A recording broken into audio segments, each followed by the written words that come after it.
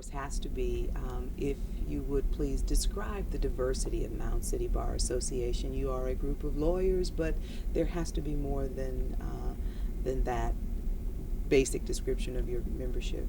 Absolutely. In fact, when most people think of bar association, they tend to think of just one kind of lawyer, mainly those lawyers who appear in court. However, Mound City Bar Association, like others, is quite diverse. I, for example, am a corporate attorney. I never go to court. However, there are some corporate attorneys who do appear in court on behalf of their client. Then there are the litigators, those whose job is to solely appear in court, who interview witnesses, who take depositions and things of that nature.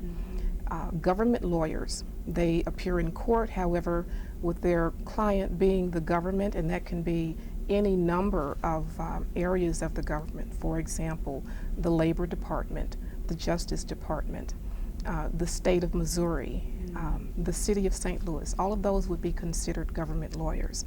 Judges is another part of the diversity of Mound City Bar Association. And we have quite a few judges, not only at the city and county level, but at the federal level as well. So the diversity is quite extensive. Your purpose or your mission is certainly as a support group, but then there must be something broader than that in terms of your goals. Absolutely. Our purposes are several, which include to promote the interests of justice primarily, to advance professionalism of the members of the association, and to serve the community, because we are a community-based volunteer organization, and our purposes cover the gamut. And in meeting those goals, you have set up several projects, and one that comes to mind is Ask the Lawyer, but there are others. Could you describe the various projects that you're involved with? Yes, the Ask the Lawyer program is an opportunity for lawyers to appear generally at quasi-public places so that ordinary citizens may come and ask questions that they are dealing with at the time. We don't give full legal advice in those settings because, of course, we don't know all of the facts or the background. However, we do give them guidance on what their next steps should be in terms of handling matters. And we could, of course, refer them to some of our members or to other lawyers. In addition to the Ask the Lawyer program, we have programs where we work with students.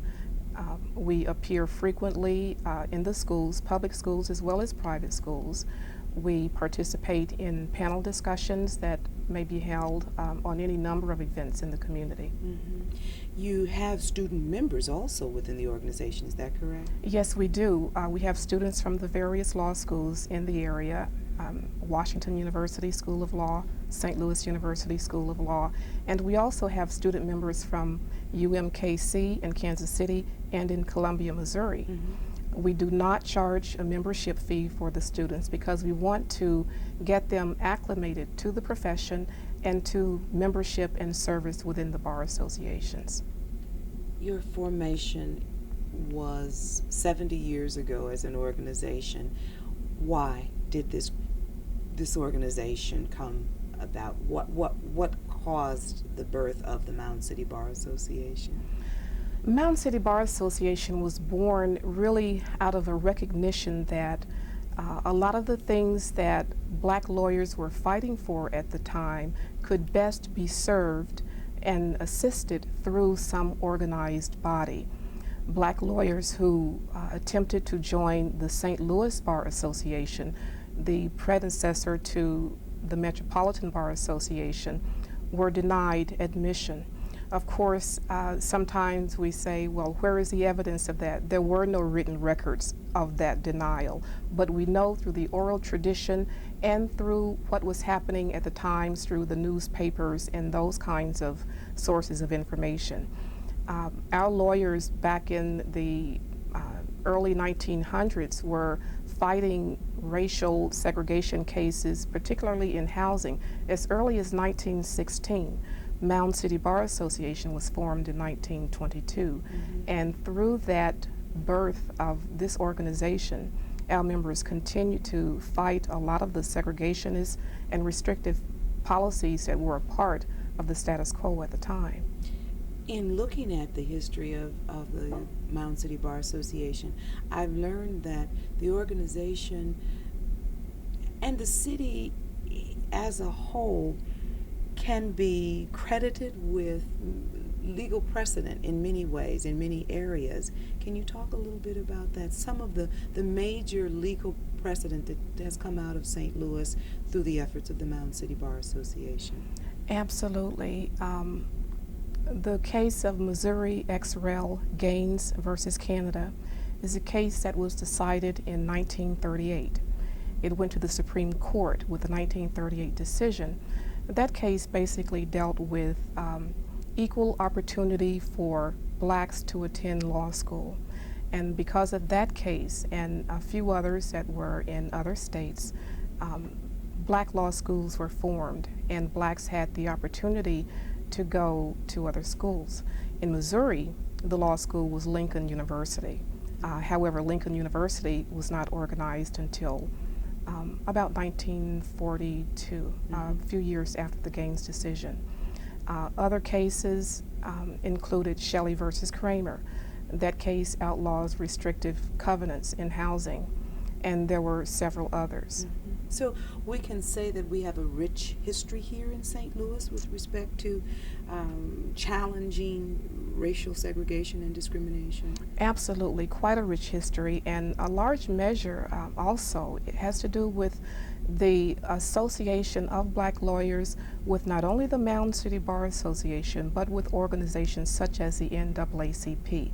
A lot of the cases that were started and initiated utilized lawyers who were members of Mound City Bar Association. However, they were representing a lot of the initiatives of the NAACP, and that's very important, that partnership of fighting unjust laws in the United States.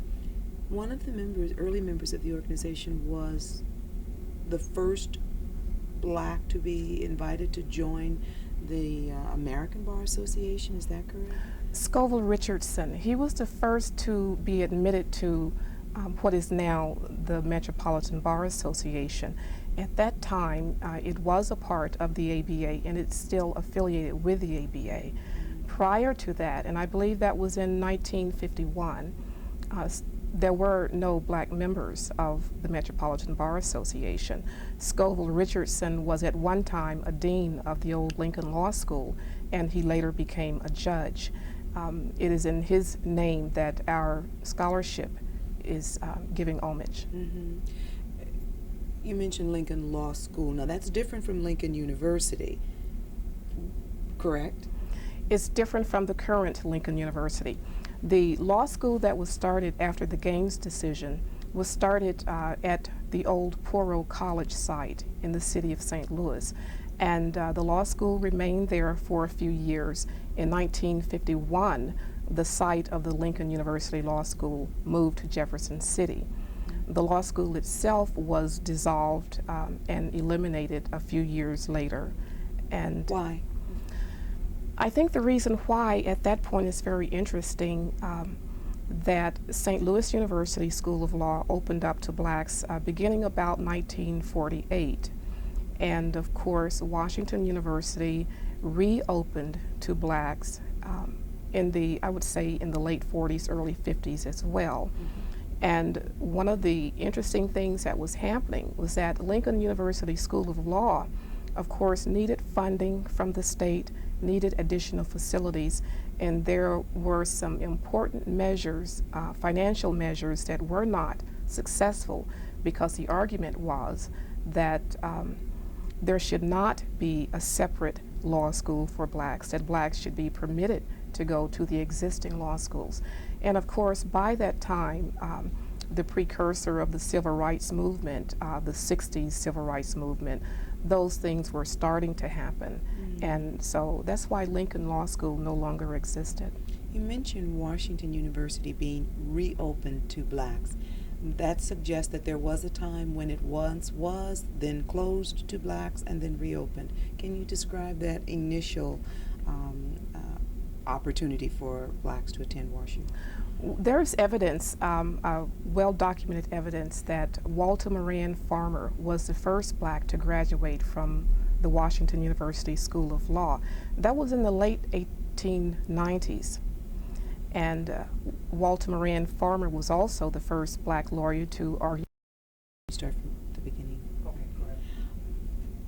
WashU was not open to blacks at one point, but early in its history it was. Can you describe that situation? Yes, the documented evidence shows, and the record is very clear, that Walter Moran Farmer, a black, was the first black to graduate from Washington University School of Law, and that was in the late 1890s. Walter Moran Farmer was also the first black who argued a case before the Missouri Supreme Court, and he was a Washington University graduate. Between the time that Walter Moran Farmer graduated and approximately the mid to late 1940s, there's no evidence of any other blacks graduating or attending the law school there.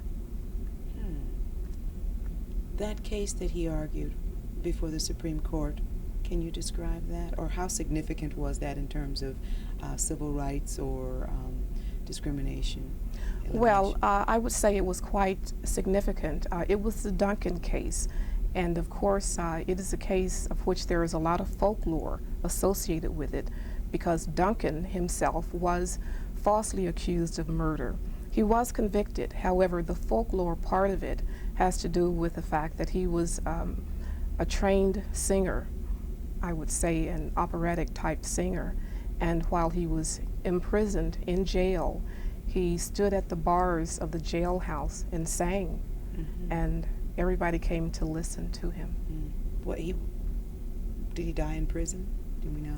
I don't know if he died in prison. I would guess he did. Okay. I just lost my train of thought. Oh dear.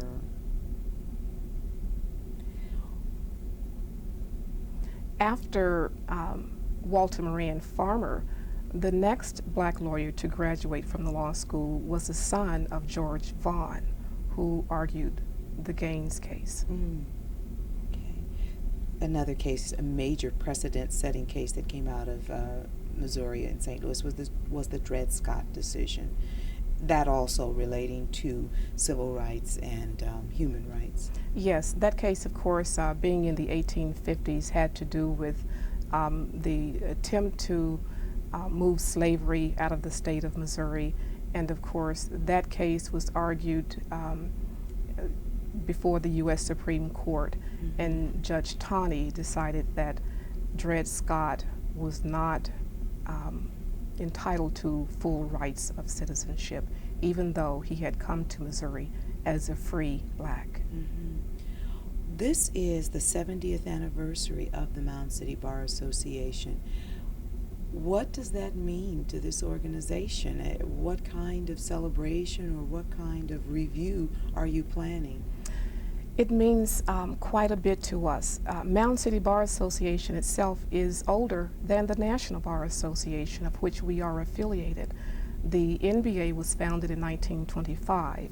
We were founded in 1922. We're planning quite a number of events. We are documenting our history by video and through a commemorative journal, which will be published in conjunction with the National Bar Convention, which we're hosting the summer of 1992. Mm-hmm. Okay. You've hosted other conventions, and is that something that makes you unique as a chapter? It is. In fact, I can't swear by it, but I think that we are one of the very few to have hosted 3 conventions of the National Bar Association. The first one was in 1933. The site of that convention was the old Poro College, which later became the site of Lincoln Law School. The next convention we hosted for the National Bar Association was in 1951. The site of that convention was the Kiel Auditorium. And this year, in 1992, we will host the 67th annual meeting of the National Bar Association. Why is it important that we even deal with or recognize blacks in the legal profession? What role do they play? What significance have they played in terms of change, social change in our country? It's very important, and it's important that we recognize what black lawyers do, because a lot of the real struggles and the fights that everybody benefits from in this country, not just blacks, but a lot of those battles are fought in pro bono types of cases, or cases which they are not fee generating cases to the extent that, for example, a personal injury case might be, or some other lucrative types of cases. There is still a dire need for lawyers to do civil rights law practice, and that's why it's very important. And the National Bar Association is home to a number of those lawyers, has been, and I'm sure it will be in the future. The judiciary is also an area where doors are opening, but there is room for improvement? Oh, absolutely. In terms of the number of judges who are African American compared to judges as a whole, it's dismal. As far as the legal profession, black lawyers constitute approximately 3% of the legal profession. The percentage of judges compared to judges as a whole is much less than that. There's still a need, particularly in urban areas where black populations tend to be concentrated. There's an effort to have the judiciary mirror somewhat the community, and it's important for that reason, if for none other, to have a representative judiciary, so that the judges who are meting out justice will have a true sense of the status of the defendants in front of them, or the litigants in front of them.